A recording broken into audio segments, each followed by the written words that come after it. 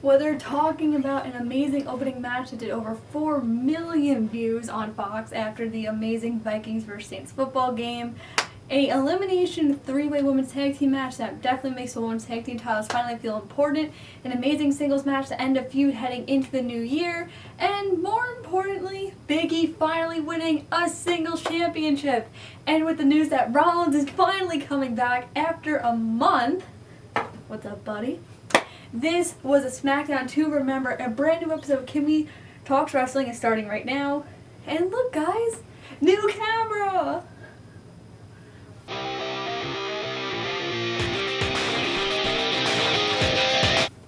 What a episode of Smackdown we had. Smackdown was off the charts. If you didn't see the ratings already, it did over 3.86 million views, and the first hour alone did 4 million, which is the highest Smackdown reviews in recent memory, so way to go. Now if you guys can get that on Mondays, that'd be even better.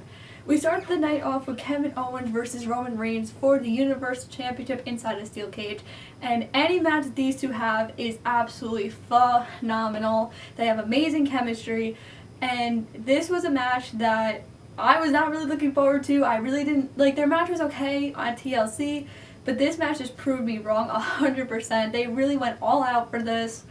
It was really good.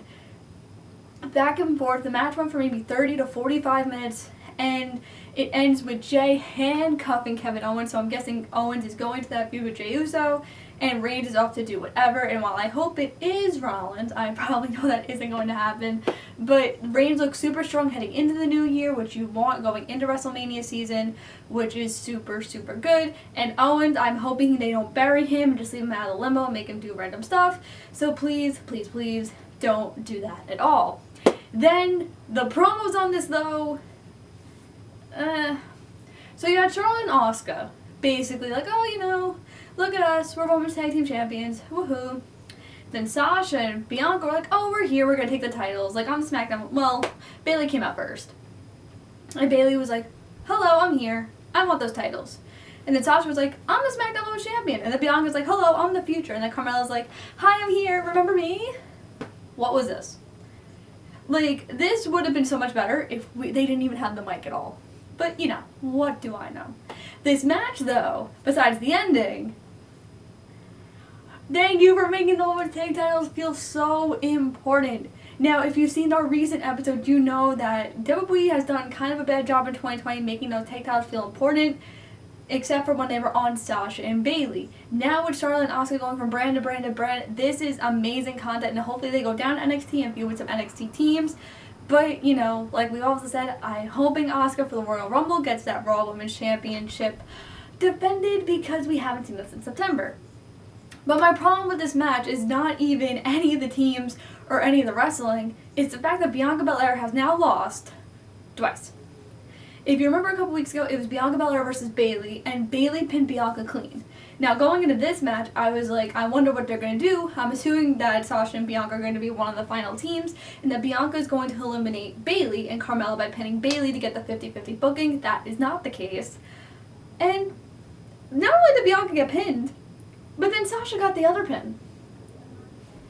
What was this? Now, you're having Bianca having a losing streak, and you can see that she's the future, she's the future, but you have to build on it. If this is going to be something in the making on the long run, maybe a Royal Rumble victory, you gotta show us that, because now she's looking really weak heading into 2021, and you guys kind of boosted her up doing all those vignettes and saying that she's the future on SmackDown.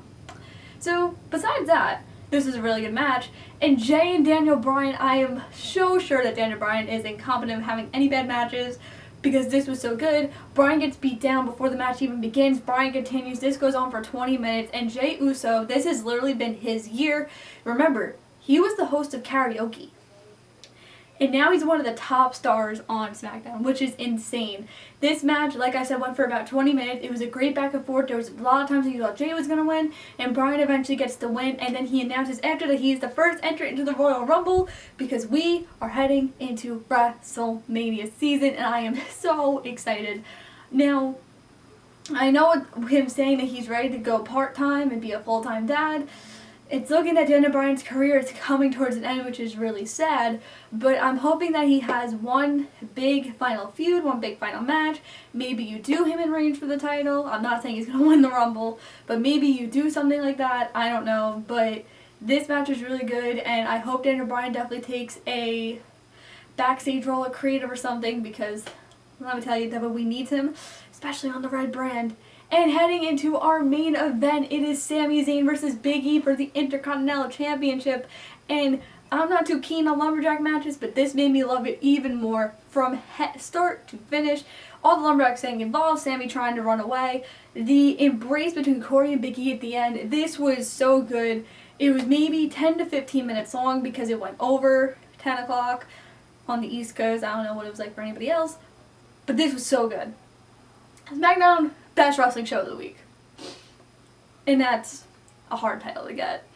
This was so good. Big E looked super strong. Zayn looked like the top heel in the business. And like I talked about with Owens, I really hope they don't turn Zayn, like make Zayn a jobber or lose him in the shuffle, because Zayn's too good of a talker to do that. Maybe you team him and Owens, but I don't want Zayn to lose the heel factor. But this match, oh, Big E's going to have such a great 2021, and him and Paul on Talking Smack. Paul admitted the future says in 2021 is a new year. Yes, it is. And that is it for our SmackDown review. Like I said, if you have nothing to do, please check this out. Like 4 million people. That's a lot of people. And next week we get a little creative here because the Friday Night Messiah is coming back for your greater good. If you can't see, I got this Seth Rollins cutout as a gift for my Sweet 16 by a girl who bullied me, actually. So, yeah. You did great, buddy. Make sure to like this video, comment what you liked about SmackDown, good, pro, whatever. Well, good and pro, same thing, so good, bad, pros, cons. Make sure to subscribe and click that bell for notifications, and we will be back next week for Raw, for Dynamite, for SmackDown.